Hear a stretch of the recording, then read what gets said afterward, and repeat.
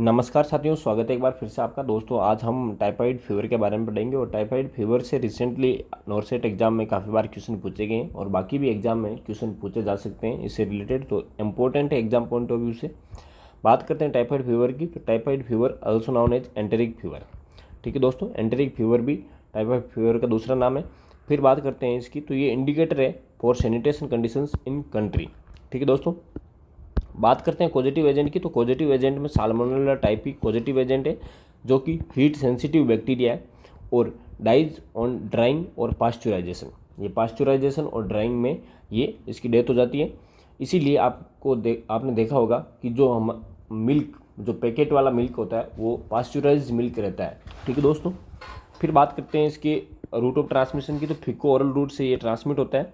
Bacteria shade इन stool. ठीक है दोस्तों, जो बैक्टीरिया है वो स्टूल में प्रेजेंट रहते हैं। फिर बात करें होस्ट की, तो होस्ट में दोस्तों ये मेल को ज़्यादा अफेक्ट करता है कंपेरेटिवली फीमेल को। ठीक है दोस्तों, जबकि कैरियर फीमेल ज़्यादा रहती है बजाय मेल के। जो एज ग्रुप है मोस्टली वो 6 से 19 साल के बच्चों में सबसे ज़्यादा देखने को मिलता है मोस्ट कॉमनली। वैसे हालांकि सब में देखने को मिलता है, लेकिन जो मोस्ट कॉमन एज ग्रुप है वो 6 से 19 ईयर है।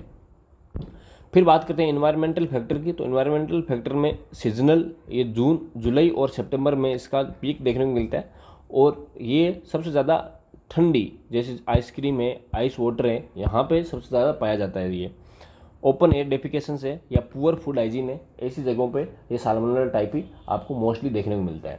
फिर बात करते हैं इसकी मोड ऑफ ट्रांसमिशन की, तो मोड ऑफ ट्रांसमिशन में प्राइमरी ड्यू टू फिशेस और यूरिन की वजह से आपका मोड ऑफ ट्रांसमिशन ट्रांसमिट होता है। सेकेंडरी बात करें तो फिंगर फ्लूइड्स या फॉर्मेट्स में भी ये आपको मोड ऑफ ट्रांसमिशन देखने को मिलता है।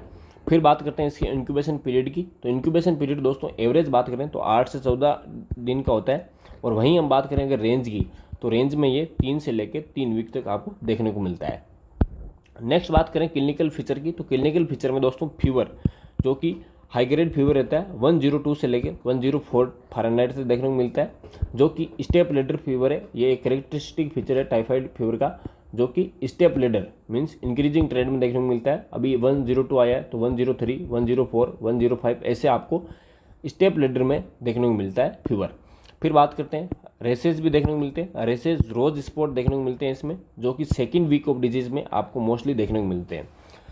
किस प्रकार के कैरेक्टरिस्टिक कैसे होते हैं उनकी रेसेस की, तो स्मॉल रेड मैक्युलर और पेपुलर रेसेस देखने को मिलते हैं ऑन ट्रंक, जिनकी जो डायमीटर साइज रहती है वो 2 से 3 mm रहती है। डिसअपियर हो जाते हैं 3 से 4 दिन के बाद। ठीक है दोस्तों, जैसे ही अपीयर हुए रोज ये जो रेसेस वो 3 से 4 दिन के बाद में अपने आप डिसअपियर हो जाते हैं। फिर बात करते हैं स्टूल की, तो स्टूल में दोस्तों पी सूप स्टूल देखने को मिलता है और ये काफ़ी बार क्वेश्चन पूछा गया है कि P soup stool seen in which disease condition. तो दोस्तों टाइफाइड फीवर में आपको पी सूप स्टूल देखने को मिलता है। फिर बात करते हैं आपको एब्डोमिनल डिस्टेंशन भी देखने को मिलता है, क्योंकि स्प्लेनोमेगेली की वजह से। फिर बात करते हैं कॉम्प्लिकेशन में, तो कॉम्प्लिकेशन में दोस्तों intestinal perforation most common complication है और सीरियस कॉम्प्लिकेशंस भी है। ये आपको 3rd वीक ऑफ डिजीज में देखने को मिलती है।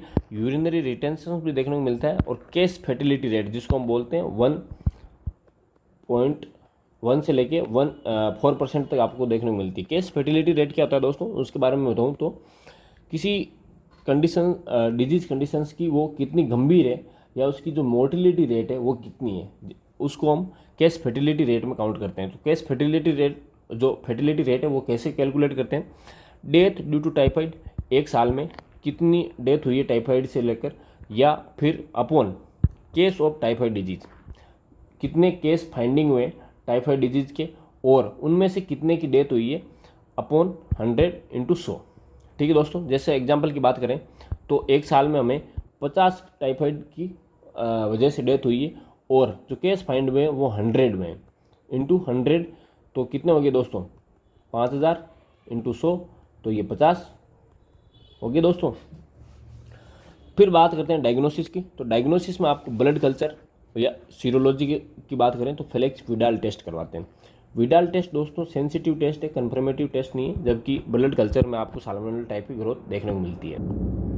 फिर बात करें दोस्तों मैनेजमेंट ऑफ टाइफाइड फीवर में, तो मैनेजमेंट में दोस्तों इसकी जो ड्रग ऑफ चॉइस है वो है फ्लोरोक्विनोलोन्स। ठीक है दोस्तों, काफ़ी बार क्वेश्चन पूछा गया है, इंपॉर्टेंट है एग्जाम पॉइंट ऑफ व्यू से। फ्लोरोक्विनोलोन्स ड्रग है अल्टरनेटिव की बात करें तो सेफेक्जिम, एजिथ्रोमाइसिन और सेफ्ट्रियाजोन भी हम प्रेस्क्राइब करते हैं। फिर बात करते हैं वैक्सीन की, तो वैक्सीन भी ओरल टाइप की 21A लाइव वैक्सीन देते हैं। इसमें दोस्तों जो वैक्सीन का जो कैरेक्टरिस्टिक है वो लाइव है, ना कि किल्ड वैक्सीन है। ठीक है दोस्तों, क्वेश्चन बहुत बार पूछा गया है कि ओरल टाइप की वैक्सीन किल्ड वैक्सीन है या लाइव वैक्सीन है, तो लाइव वैक्सीन है। ओरल टाइप ही मीन्स जैसे हम पल्स पोलियो वाली जो मोड ऑफ एडमिनिस्टर करना रहता है वो ओरल है इसमें।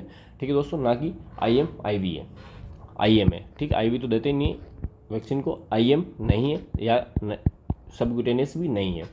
ठीक है दोस्तों, ये कंप्लीट आपके टाइफाइड फीवर से रिलेटेड था, और इससे बार एग्जाम में काफ़ी बार क्वेश्चन पूछे भी नहीं गए और ना भी पूछे जा सकते हैं।